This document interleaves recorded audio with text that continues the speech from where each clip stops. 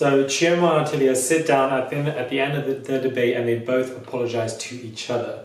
But does Aatilia need to apologise? I really don't know. Was coming from. I want to pretty much understand where she was coming from. I want to apologise for mentioning the dominatrix when we were arguing, even though it's not a secret. I do feel like there was no cause for me to say it. Yeah. But I feel like I saw red because I felt like we were cool. And I've liked you from the day you entered the villa, literally. And so when you were saying things like we gang up on everybody else, myself and Esther, or big bad wolves or whatever, I need to apologise. it was more. Let me just tell you why I got angry in the first place is because we sleep in the bed together. Do you understand? And from a cake situation, it got to that and it made me... Hey guys, it's Raleigh. Hope you guys are doing well today. So this was the finale episode and the debate was okay. You know, a lot of people had their interesting points. Both Adrian and Reba was shining through. Now before we dive deep into this particular last review of this particular season, be sure to subscribe to my channel. Just click that button. Type my name on Instagram, Murad_Morali. Follow me and I would massively appreciate it. Now let's just get straight into this particular episode. The ending is what I was more interested in because I feel like the dialogue between Aatilia and Chioma was needed. The catalyst that led to this was Reba, where she spoke about this in the particular debate, where she used Chioma and Aatilia as examples. Now the reason why Reba, when she speaks, people listen, and when she speaks, people are attentive, not only because of the environmental influence factor that she has on the group, but when you are, this is a tip for people, when you are debating with people, when you are describing stuff and you want somebody to understand, you want somebody to convince them that you're correct, use analogies. I'm going to use you two, funny enough, just sitting next to me. You two had a discord. You two were right in front of each other's faces, shouting. Why were they shouting? Physically, they're close, but emotionally, their hearts are very far from each other. That's why if Adrian's too far from me, he can't hear me if I talk to him quiet. I have to shout because there's a distance, yeah?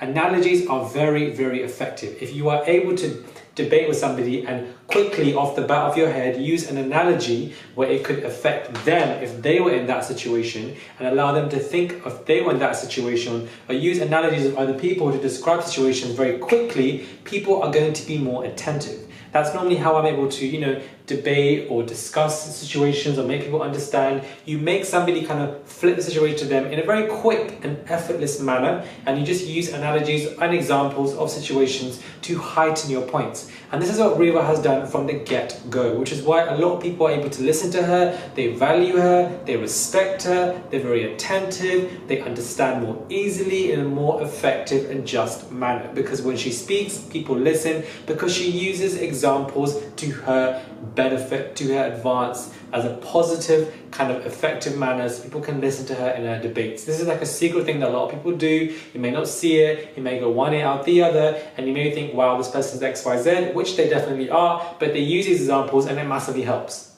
Be like, you lot, why are you like this? Why are you always complaining? Why do you chat too much? Why do you have these mood swings? Study us. Let's study each other. You get what I mean? Because how it works, it comes from is knowledge, is understanding, then is action. You get the knowledge. Sometimes it may confuse you, but the aim of the game is to try to understand it. Not to agree, to understand. Once you understand, that will then determine the action you take. Yeah, so that's usually after some discord or some debate or whatever you've had. After you lot have finished beefing, you will have a chat, and then you will often hear people say, oh, I get your point now. Now I get where you're coming from.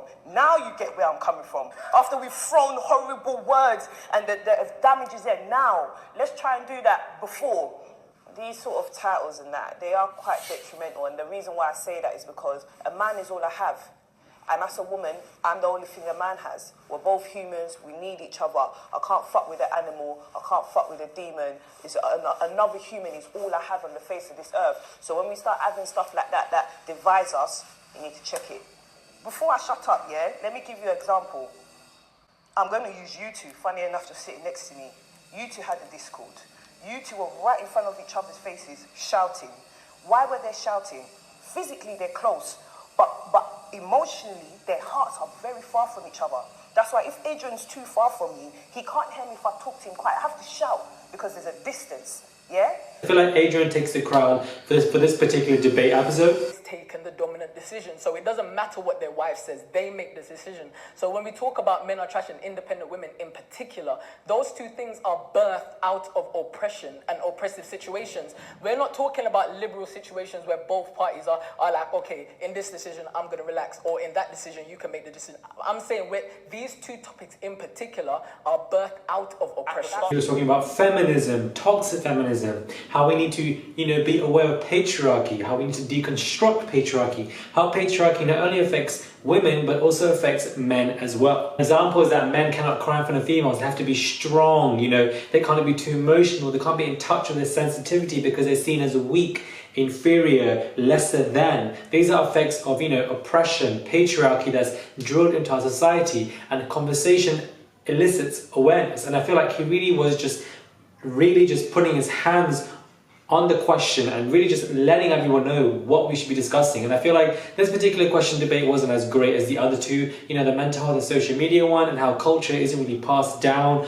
from parents, like languages and food and everything. These things, I feel like these two are just more relevant, and knife crime, these two are more relevant right now. Mental health, social media, the Love Island star just passed away, he just committed suicide, and the culture stuff, which we can all definitely relate to 110%. And then you have knife crime, which is obviously very relevant to these. I feel like people should be choosing to debate situations that are really relevant to now. Yes, the men are trash and women are independent are relevant to now, but they're more of a social media kind of Twitter facade. That's how it's presented. Even though there's a lot of deeper meaning behind it, 110%, nobody's denying that. But what's more productive, what's more relevant, and what's more effective, and how does it affect us, like present day now? And those three topics are just a bit more higher than the men are trash, independent women stuff. However, that's not saying there's nothing to talk about in that situation. You can there's definitely layers upon layers upon layers, whether it be patriarchy, oppressiveness, abuse, sexism, gender bias. You can go on and on and on. But Adrian, I feel like, just took the crown, took the damn question, and really just laid it out for everybody.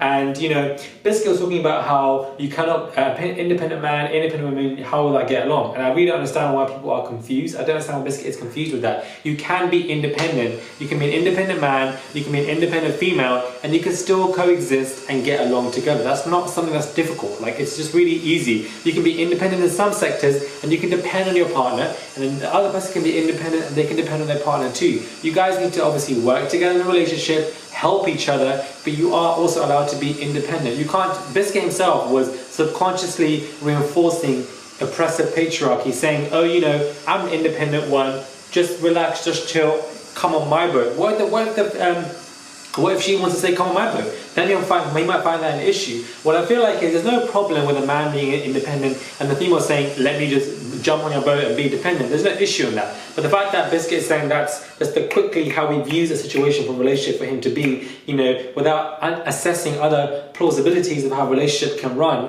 This independent woman, independent man thing, I think that's total bullshit. You people that are doing this independent woman thing should go and carry it somewhere else. Listen, if you're an independent woman and you're an independent man, where is the compromisation for us to work together? In a relationship, you need help. You need someone to depend on. It's okay. Like, why do women want to seem like this strong mama? Listen, put them guards down, baby girl. It's okay to be, to fall to a man, okay? Just calm down. We're good. It's me, doggy. It's okay to be with an independent man. It can definitely be a subconscious form of penetrative social patriarchy that can be seen as oppressive. Then we have this Aatilia and Chioma stuff that's been going on. Now, as I said, I don't feel like Aatilia needs to apologise. Coming from, and I want to pretty much understand where she was coming from. I want to apologise for mentioning the dominatrix when we were arguing, even though it's not a secret. I do feel like there was no cause for me to say it. But I feel like I saw red because I felt like we were cool, and I've liked you from the day you entered the villa, literally. And so when you were saying things like we gang up on everybody else, myself and Esther.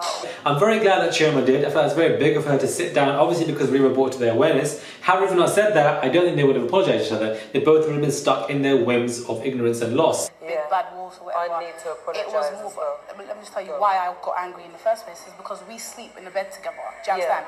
And from a cake situation, it got to that, and it made me. But we have Chioma saying, you know what, when you open up about your dominatrix stuff, I used that against you, I shouldn't have, and I do apologise. And I feel like maybe you are harbouring, these feelings towards us, but you're sleeping in the same bed. Yeah. And I, before that incident, I've been nothing but.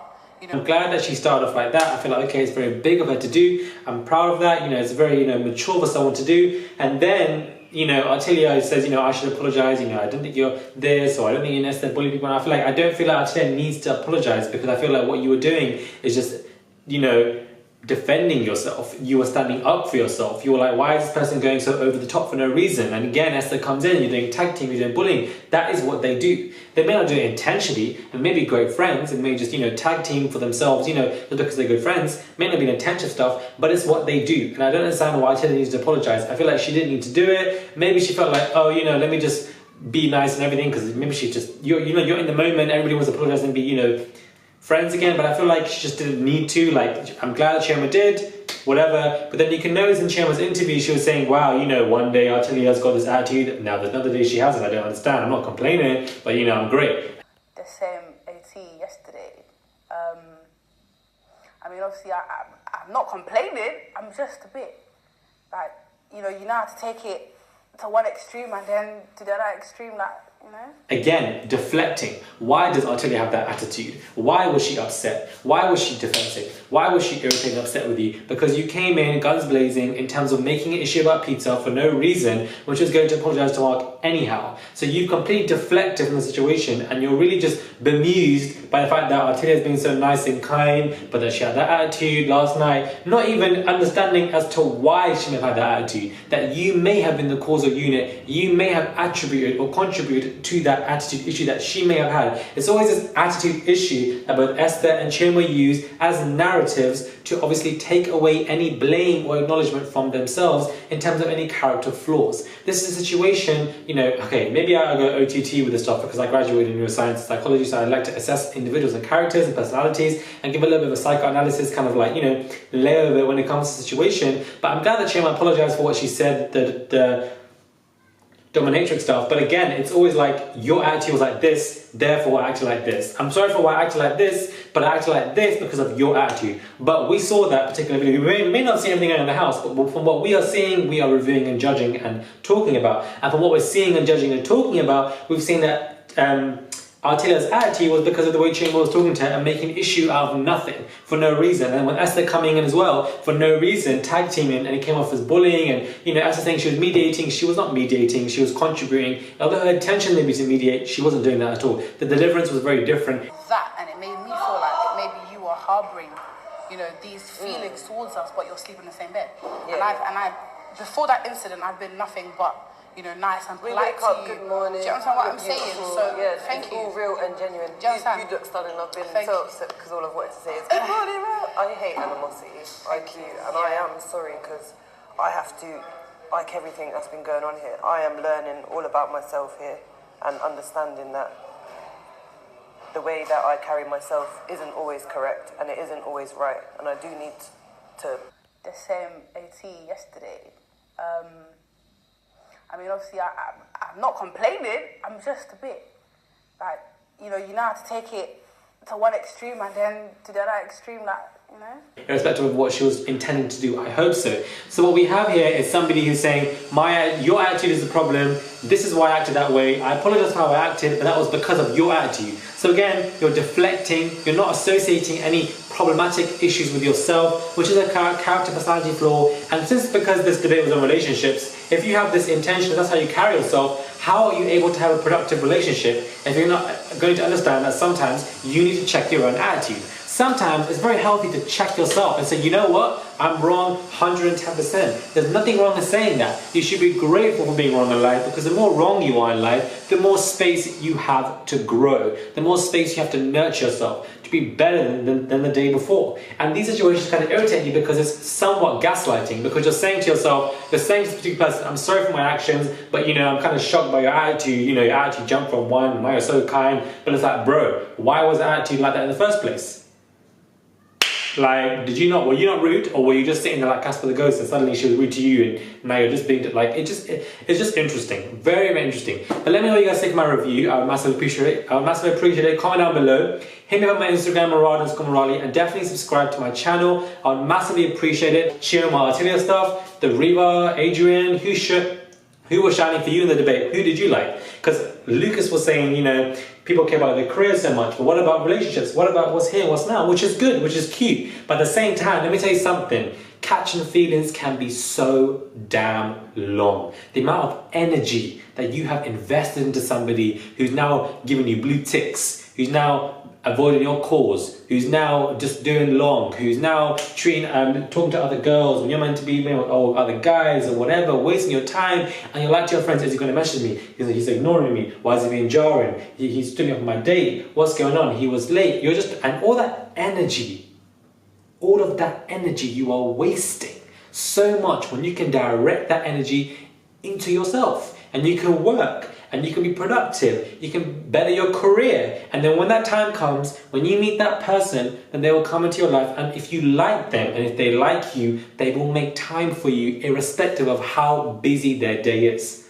Period, fact, full stop. So this issue with, you know, career goals and do you care about relationships more, I feel like career goals, especially in your early 20s, and just there's no wrongness in just being career goal orientated. But if when that somebody comes, because we all need somebody as a partner, then they will come. If you're looking for somebody more time, they probably won't come. This is just the way I just find it interesting, because I feel like there's so much wasteful energy in that stuff. Like, you waste it, and when you can be directed into yourself to be a better person. I feel like I should be doing like weekly motivational videos. So let me know if you guys want them, because I have so much to talk about. I don't want to go off on a tangent, you know, talking about X, Y, Z.